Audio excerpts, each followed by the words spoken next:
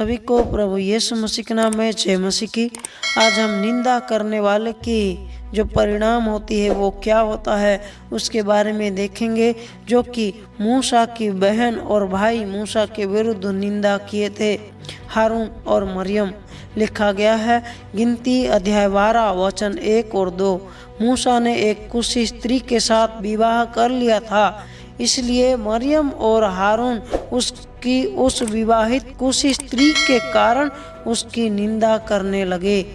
उन्होंने कहा, क्या यहोवा ने केवल मूसा ही के साथ बात की है? क्या उसने हमसे भी बात नहीं की? उसकी यह बात यहोवा ने सुनी। मूसा ने तो ये बात नहीं सुना, वरन परमेश्वर ने उनकी ये बात को सुनी कि वो मूसा को कुशी स्त्री से शादी करने की वजह से उसकी निंदा करने लगे, उसकी पीठ पीछे उसकी बात करने लगे। क्या मूसा ही को परमेश्वर बात करते हैं? हे भाई हारून, क्या तेरे साथ और मेरे साथ भी परमेश्वर ने बात नहीं किया? ये मरियम हारून को कहते हैं, और दोनों मिलके मूसा की कुशी स्त्री के कारण मूसा की निंदा करने लगे।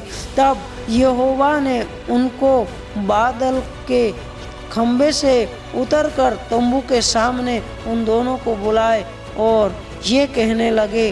तब यहोवा ने ये कहा, मेरी बात सुनो, यदि तुम में कोई नबी हो तो उस पर मैं यहोवा दर्शन के द्वारा अपने आप को प्रकट करता हूँ या स्वप्न में उससे बात करता हूँ, परंतु मेरे दास मूसा ऐसा नहीं है। वो तो मेरे सब घराने में विश्वास योग्य है। उससे मैं गुप्त रीति से नहीं, परंतु आमने सामने और प्रत्यक्ष होकर बात करता हूँ, और वह यहोवा का स्वरूप निहराने पाता है।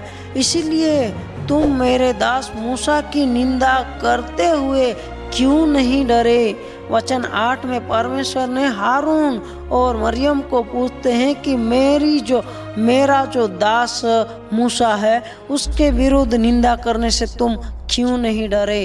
तुम्हें डरना चाहिए था, क्योंकि मैं ऐसा परमेश्वर हूँ कि तुम में कोई अगर भविष्य वक्ता हो तो मैं उससे दर्शन के माध्यम से या स्वप्न के माध्यम से उससे बात करता हूँ, लेकिन मेरा जो दास मूसा है मैं उससे आमने सामने बात करता हूँ। वो इस तरह के विश्वास योग्य है और तुम उसके विरुद्ध निंदा करने लगे। ये बात यहोवा प्रश्न करते हैं हारून और मरियम से।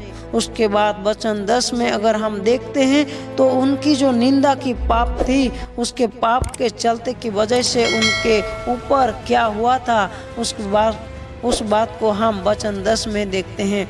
तब वो बादल तंबू के ऊपर से उठ गया और मरियम कोढ़ से हिम के समान श्वेत हो गई, और हारून ने मरियम की ओर दृष्टि की और देखा कि वो कोढ़ीन हो गई है। परमेश्वर जो थे वो बादल के खंबे से उस तंबू के ऊपर से जब उठ गए, साथ ही साथ उसी समय उसी क्षण मरियम कोढ़ के रोग से वो ग्रसित हो गई। निंदा जो है वो पाप है, कोढ़ पाप का जो प्रतीक है उसे दर्शाता है। मरियम कोढ़ से पीड़ित हो गई। हारून उसे देखते ही देखते मरियम कोढ़ से पीड़ित होकर कोढ़ीन हो गई। तब हारून मूसा से कहने लगा, हे मेरे प्रभु, हम दोनों ने जो मूर्खता की वरन पाप भी किया, यह पाप हम पर ना लगने दे। हारून देखा कि मरियम कोढ़ीन हो गई है। तब हारून मूसा के पास जाके कहने लगा, हे मेरे प्रभु, हम दोनों ने जो मूर्खता की वरन पाप भी किया, यह पाप हम पर ना लगने दे।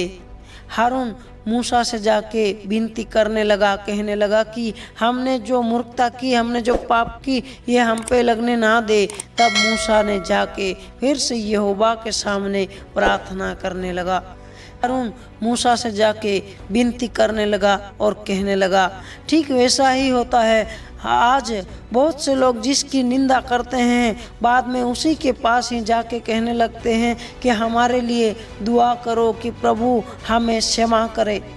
हमें निंदा नहीं करना चाहिए, क्योंकि निंदा परमेश्वर के सामने पाप है और पाप का जो प्रतिफल है वो प्रतिफल हर एक मनुष्य को भोगना पड़ेगा। जैसे मरियम कोढ़ से पीड़ित हो गई, ठीक आज भी निंदा करने वाले के जीवन में बहुत सी विपत्तियां आएंगी। इसीलिए हमें निंदा नहीं करना है, खुद को नम्र करते हुए दूसरों को हमारे सामने उसे ऊंचा उठाए रखना चाहिए और हमें प्रेम से रहना चाहिए। निंदा परमेश्वर के विरुद्ध पाप है, इसे आज ही हमें छोड़ना चाहिए। अगर निंदा हम नहीं छोड़ेंगे तो हमारे अंदर वो पाप रहेगा और हमारे हृदय जो है वो पत्थर बनता जाएगा और हमारे जीवन में ये पाप रहेगा तो हम परमेश्वर के योग्य संतान नहीं ठहरेंगे। आज हमें खुद को नम्र करना है और निंदा करने से बचे रहना है। और हमारी जीवन में अगर निंदा करने की ये पाप है, ये गंदी आदत है, तो इसे आज ही हमें परमेश्वर के सामने अंगीकार करना है। कहना है, हे परमेश्वर मुझ पर कृपा कर और मुझे इस निंदा की पाप से शुद्ध कर और छुटकारा दे। आज हमें ये यहोवा से प्रार्थना करना है, तब यहोवा सुनेंगे और हमारी जो निंदा की पाप है उस पाप से हमें आज़ाद करेंगे। इस वचन से प्रभु आप सभी को बहुतायत की आशीष दे। आमीन।